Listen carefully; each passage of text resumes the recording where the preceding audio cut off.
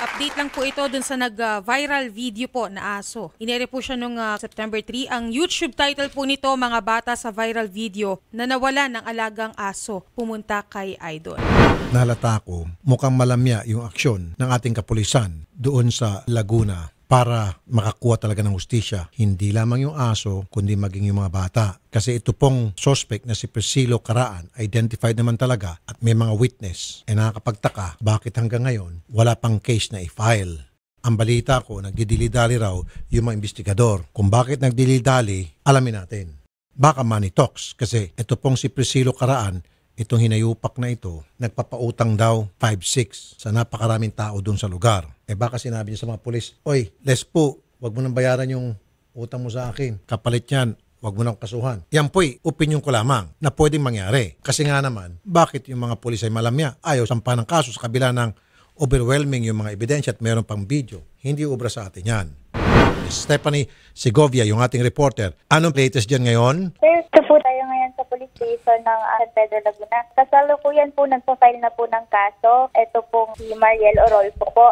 Tungkol po dun sa pamamaril ni Mr. Caraan po dun sa aso po nila. Nagpa-file pa lang po ng case ng kaso po. Magpa-file pa lang. Kasi kanina, ayaw ng mga pulis na mag-file ng case. Nung malaman na talagang nanggagaliitin na tayo at pinupush natin sila at nandiyan ka na, all of a sudden magpa-file na. Opo, sir. Kasi po, sir, yung mga witness po ay minor. So, kailangan po ng consent ng mga magulang. Pero may umuon na po na witness, yung Kim po, yung naibanggit po doon sa previous video po natin. Pumayag po yung lola niya at saka po yung tita niya na mag-witness po yung bata. Ano yung kasong ipinail? RA 10631, amended po siya ng RA 8485 po. Yun po ay Animal Welfare Act violation po. Hindi lang siguro yan ang pwede ma-file na kaso. Meron pang iba. Yung bang ginamit niya yung kanyang baril para pumatay ng aso? Opo, yung about po dun sa baril, airgun po, yung nagamit na pamamaril po dun sa aso. Sana isip po nila na may lisensya po yung baril nila. Pero yung baril po ay nadalawa ay isang caliber 38 na pistol po, saka isang caliber 48 na pistol din po. Yung airgun po ay wala pong defensa. Ngayon po, sabi po sa amin ay up na lang po dun sa judge kung magpapile ng case po about po doon. Meron na mag-witness yung nag-video Opo. na isang adult. Bakit yung mga bata ayaw ipa-witness ng mga magulang? Ayaw daw po kasi nila, sir, madama yung mga bata sa kaso po. Bago niya mabaril, yung si Sassy, meron pa raw itong binaril na aso. Yung aso na po na yun, hindi na po mahanap, tumakbo na po. Pero meron pang witness na binaril niya yung asong yon, yung puting aso, bago kay Sassy. Meron po, sir. At anong baril daw ang ginamit niya sa pamamaril doon sa puting asong yon? Yun din po, sir. Airgun din daw po.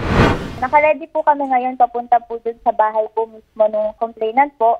Pupuntahan po namin yung witness. Dun po tayo kukuha ng statement. After po nun, babalik po tayo ng police station para po ma-document po yung pagpa-file ng case. So, wag kang umalis dyan hanggat hindi na ipa-file yung kaso sa korte laban dito kay Caraan. Okay po. Kapag meron naman pang didili-dali muli sa mga pulis dyan, parating mo sa akin agad-agad para sampahan natin ng kasong dereliction of duty ito mga pulis na tatamad-tamad. Sige po, sir.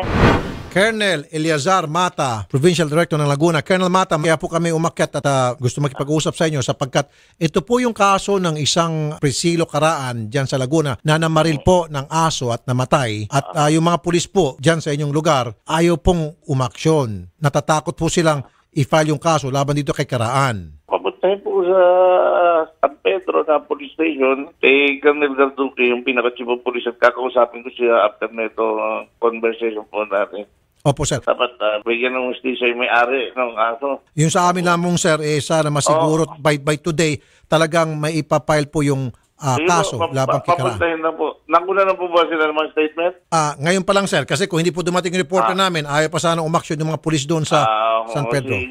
Una pa po yan ng mga statement, siguro mga picture. Stephanie, meron na tayong bas-bas mula sa Provincial Director ng Laguna. So wala nang pwedeng pulis na pumalag dyan sa San Pedro. Alright? Kataas-taasan dyan sa Laguna. Kapag pumalag sila, then isumbong mo kay Colonel Mata. For the meantime, puntahan mo na yung taong binanggit ni Colonel Mata na para mapabilis yung pag-file ng kaso laban dito kay Caraan. Okay? Okay, sir.